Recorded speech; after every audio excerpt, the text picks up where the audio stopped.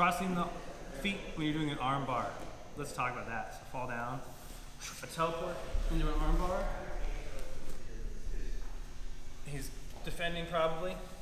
Normally we'd say, for beginners, we'd say put your feet down, don't cross your feet.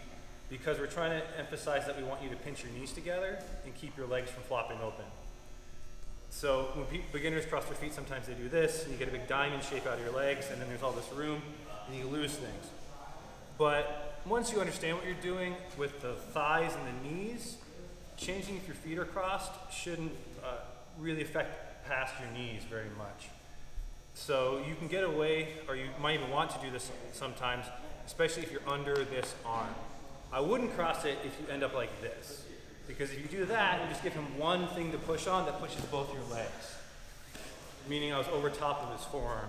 If I'm under the back of this shoulder and this armpit, I can cross and control, and the ability to pull with my feet into him might make up for the fact that my legs aren't as tight. But I'm probably also doing something like hugging here or have a Kimura grip so that I'm making up for the wider knees. And when you really go to finish, you tend to pinch the knees again.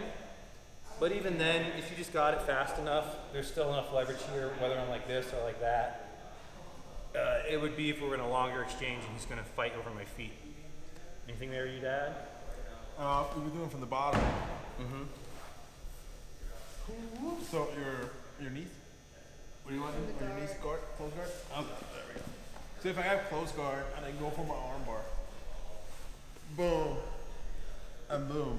Now I have to worry about his posture.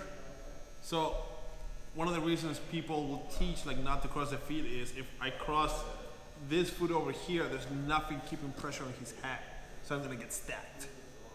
So they would teach this, or like now, some people even teach like open this to like even more leverage to keep the head down.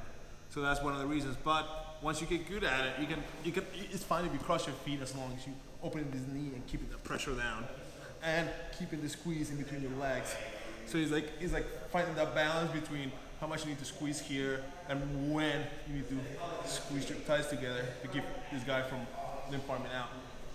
I've seen the the feet cross more, like if someone tries to stand up and pull out, and then you can hook on my back a lot, Yeah. but you still can't break the rule about how tight your thighs are. Yeah. I'm trying to keep this from happening. But if I'm just trying, it's like beginning stages, I'm just trying to keep your head down. This might be better, but sometimes I might have to do this. So, like anything, the answer is gonna be like, it depends what's happening and what your opponent is doing. Bends, and we usually tell beginners not to do it because they don't understand the tightness that we want them to have out of this part, and they mess it up. Yeah. So as you start, best thing is just work on the squeeze